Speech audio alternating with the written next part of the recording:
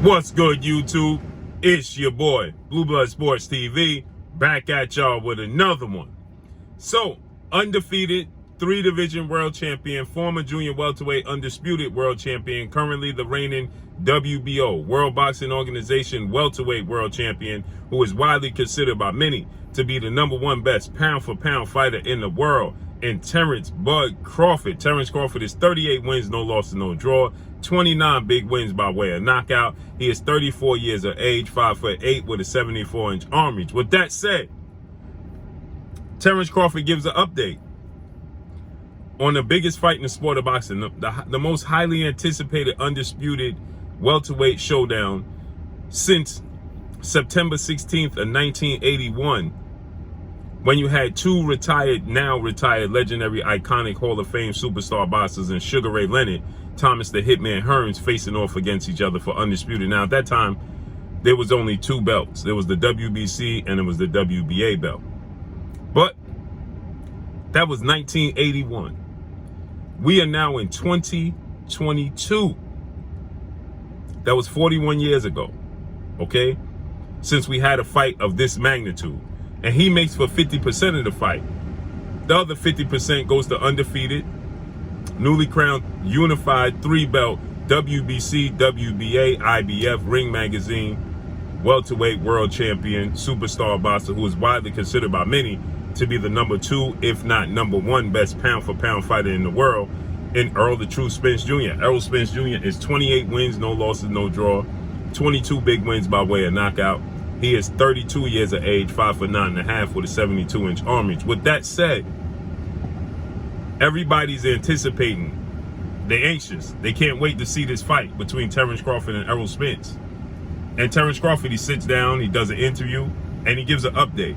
And he says that the fight essentially is close to being done. There's a few wrinkles that need to be ironed out. And Terence Crawford, he pays his respect to Errol Spence. And he says that he's going to be honored to share the ring with Errol Spence. First and foremost, I want to say this. Because it's competition, and you have a huge fan base in Errol Spence fan base, you have a huge fan base in Terence Crawford's fan base. And the waters get muddy in between as it is built up in the process to this fight happening. But I just want to say this first and foremost.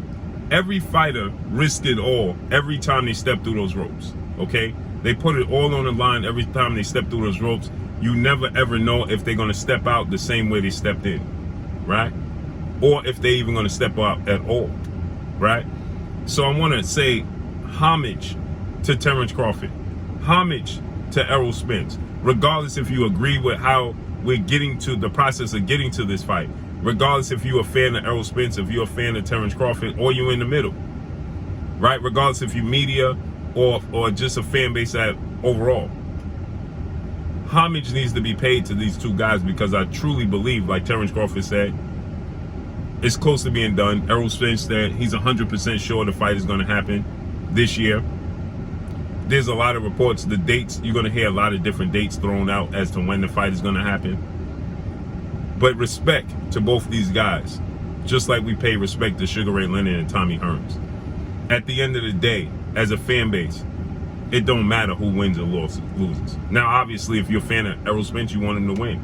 If you're a fan of Terence Crawford, you want him to win. But the respect for these two gentlemen, right? Because we saw Errol Spence, he suffered a horrific car accident just 12 days after unifying the belts against two-time welterweight world champion, superstar boxer, Showtime Shawn Porter, back in 2019. And we know Errol Spence, he suffered the eye injury, right? We know that people were saying that Errol Spence likes to, enjoy the fruits of his labor in between fights, hang out, things of that nature. But these two gentlemen are respectful. They're both very respectful, okay? They're not in legal trouble. Now, Errol Spence, obviously, most recently, he pleaded guilty to driving while under the influence, right? When the accident happened. But nonetheless, you don't hear much about either one of these guys, anything, if anything, outside of positive things outside of the car accident that Errol Spence had. Okay, And that has to be commended. So with that said, Terence Crawford, he pays homage to Errol Spence. And he says he's going to be honored to look across the ring and see Errol Spence on the other side of the ring. And he's going to be honored to give the fans what they're looking to see, is to see them share the ring. You can't do nothing but respect Terence Crawford for what he just said. You can't do nothing but respect Terence Crawford for that, right? Terence Crawford said he's going to be honored to look across the ring and see Errol Spence on the other side of the ring. And he's going to be honored to be able to grace the fans with the fight that they want to see. You got to salute Terence Crawford for that. Now, Terence Crawford, he also goes into who hits harder. Does he hit harder than Errol Spence, or does Errol Spence hit harder than him? And the one mutual opponent, well, they have two mutual opponents in the former IBF welterweight world champion, British superstar boxer, Special K, Kell Brook. And they also have, they shared the ring with Shawn Porter, okay? Now, Errol Spence, he went the distance. He went 12 rounds with Shawn Porter, but in the 10th round of the fight, he dropped Shawn Porter in the 10th round, right? And then he clearly won 11 and 12, in my opinion. So he separated himself. It was a nip and tuck fight. It was going back and forth, seesaw fight. But in the 10th round, he dropped Shawn Porter. In the 11th round and 12th round, he clearly won those rounds to me, hands down, right? I don't think it was a debate that he won the 11th round and the 12th round. So Errol Spence, he won the championship rounds. The most important rounds there is to have. He won them, right? 10, 11, and 12. And when it comes to Terence Crawford, it was another nip and tuck fight, back and forth, seesaw type of fight, in which some people thought Shawn Porter was winning going into the 10th round. Some people thought Terence Crawford was winning going into the 10th round. Nonetheless, it was a very competitive fight. It was a fight where, you know, it was nip and tuck, you know, and that 10th round, again, Terence Crawford dropped Shawn Porter in the 10th round. He gets dropped in the 10th round late in the fight. The difference is he gets dropped in the 10th round twice, and his father, trainer, manager, Kenny Porter, saw enough and waved the white towel. That's the difference, right? Shawn Porter wasn't knocked out. He was stopped, okay? Shawn Porter, you know, was very conscious. He was very much so aware of where he was. He was actually showing his frustration. He was pounding, punching the canvas. He was stomping. He was upset that he allowed himself to be vulnerable, to make mistakes and get caught and get dropped, just like he did in the 10th round in the fight with Errol Spence. You can see he's visibly frustrated in the 10th round of Errol Spence when he got dropped. He got up, he shook his head, he looked at his corner, he shook his head in disgust. Then he started jumping up and down, and he told Errol Spence, let's go, let's make it happen, right? And so they share two mutual opponents. Errol Spence, he broke Kell Brook's orbital bone and stopped Kell Brook in their fight. Terence Crawford in the 10th round of their fight. Terence Crawford, he stopped Kell Brook in the 4th round of their fight. Now, Kell Brook, he stated that Terence Crawford doesn't hit as hard as Errol Spence, but he's more tricky than Errol Spence. He's more crafty. Shawn Porter, he said the same thing, that he was hit more worse than he was against Errol Spence than he was against Terence Crawford. But again, he said that the craftiness, the slickness, the ring IQ of Terence Crawford is better than Errol Spence.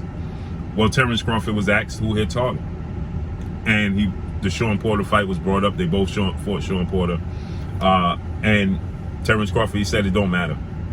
He said styles make fights, and his approach to Shawn Porter and Errol Spence's approach to Shawn Porter is two different things, and it's how they deliver the power. So it really don't matter. He says that at the end of the day, Errol Spence has never been hit by me, and I've never been hit by Errol Spence. So I can't tell you who hits harder, right? He stated that maybe he does hit harder, maybe I hit harder, but at the end of the day, it's all in your delivery, right? And their approach, their styles dealing with Shawn Porter was completely different. So he can't judge it, and neither can anybody else. That's a great assessment. by Terence Crawford, okay? And let me tell you why. Styles make fights, right? We saw a situation where we had legendary retired Hall of Fame iconic superstar boxer Sugar Shane Mosley, who's a multi-division world champion.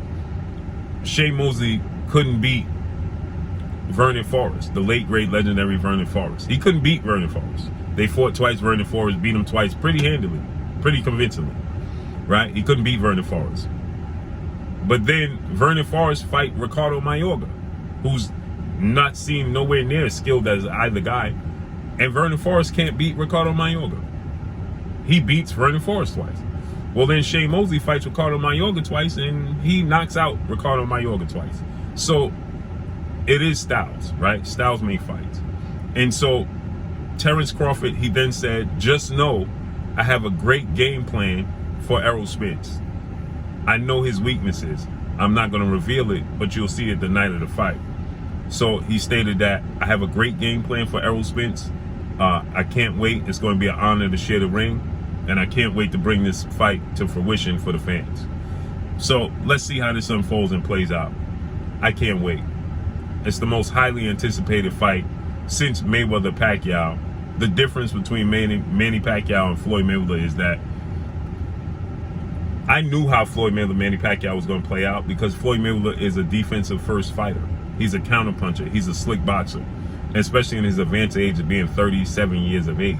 Okay, so I knew how the fight was going to play out with Manny Pacquiao. It didn't matter if Floyd Mayweather was 31, 21, 25, or 35. The fight with him and Manny Pacquiao was going to play out similar because Floyd Mayweather is a boxer. He's a counterpuncher. He's a tactician. He's a technician. He's an expert at defense. He's going to use Manny Pacquiao's aggression against him. He's going to nullify Manny Pacquiao's left hand, and fans are going to complain that it was a boring fight, right? Because Manny Pacquiao's explosive with a very big left hand, and Floyd is not going to take the chance with the speed and the hand speed and the foot speed of Manny Pacquiao. He's just going to eliminate Manny Pacquiao's best attributes, and he's going to outbox him. So the fight itself, to the fans and to the boxing world, didn't live up to it. Now, financially, the revenue, it broke the pay-per-view records, it broke the live gates, it broke all types of records.